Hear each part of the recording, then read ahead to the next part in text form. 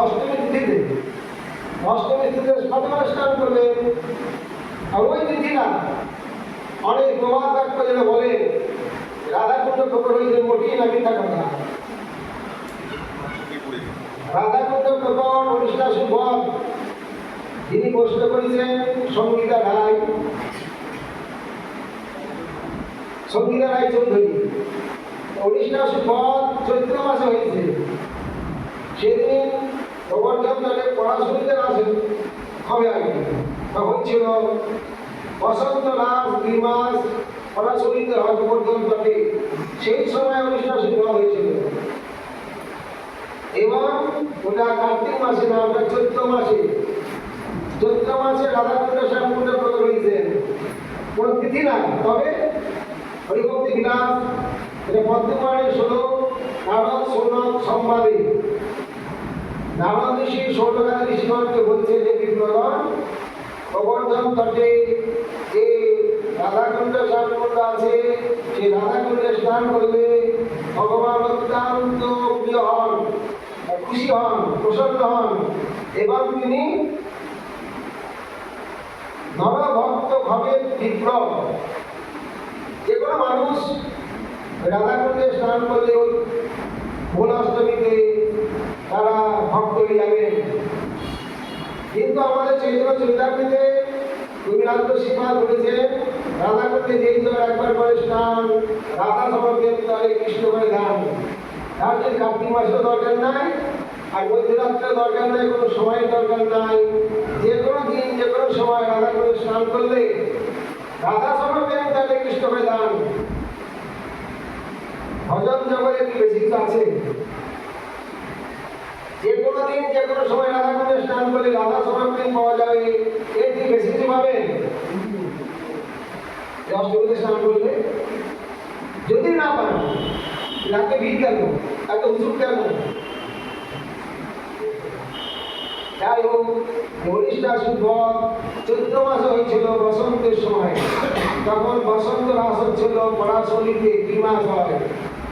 অতএব এই রাধাকুণ্ডে স্নানের কথা অষ্টমীতে পদ্মপুরাণে বলেছেন। পদ্মপুরাণের শ্লোকটা আমাদের গোপাল ভট্টাচার্য সনাতন শ্রীপাদ হরিভক্তির কাছে উদ্ধৃত করেছেন। অনেক প্রাচীন কথা। রাধাকুণ্ডে স্নান রাধাকুণ্ড প্রকটের জন্য না, ভোলাষ্টমীর স্নানটা এটা বহু আগে থেকে শাস্ত্রে উল্লেখ করা আছে। সময় উল্লেখ করেননি, ওখানে টিকাও আমি দেখলাম, টিকাতেও উল্লেখ করেননি। আগে বৈষ্ণব কার্তিক ব্রতের সময় নিয়ম সেবার সময় নিয়ম করে প্রাতঃস্নান করবেন। এমনকি গ্রন্থের মধ্যেও না, প্রত্যেক গ্রন্থে সব গ্রন্থে প্রাতঃস্নানের কথা উল্লেখ করা আছে। প্রাতঃস্নান করবেন। কার্তিক ব্রতে প্রাতঃস্নান নিত্য ওখানে উল্লেখ করে দিয়েছেন। এবং বৈষ্ণবের জন্য 12 মাসে প্রাতঃস্নান আগে কিছু কোনো উল্লেখ কোনো শাস্ত্রে করেননি। এই জন্য নরভক্ত ভাবে তীব্র তদ্বিদস্য উপদূষণ রাধাকুণ্ডে তিথিতে স্নান করলে ভগবান অত্যন্ত প্রসন্ন হন। কিন্তু কিংবদন্তি কিছু শুনলো আর হুজুরকে সবাই ছুটলো। এমনকি আর 2-3 বছর হলো নবদ্বীপে গঙ্গা ঘাটও হাজার হাজার লোকের ভিড় হয়ে যায়। ভগবান আমাকে উত্তরবঙ্গের থেকে ফোন করে জলপাইগুড়ি থেকে রজমশাই স্নান দেওয়াটা কখন করবো, এই কি ব্যাপার? আপনার তালিকায় সকালে লেখা আছে, রাধাকুণ্ডের তালিকায় মধ্যরাত্রে লেখা আছে। আপনার ওখানে রাধাকুণ্ডে আছে তো?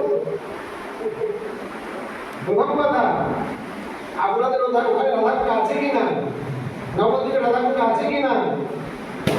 বুঝুকে ছুটলেন মধ্যরাত্রে, কলকাতার হাজার হাজার শিষ্য নিয়ে ছুটলেন গঙ্গা স্নান করার জন্য, কোনো পুকুরে কোনো নদীতে স্নান করার জন্য ছুটলেন। অপরাধ হয়।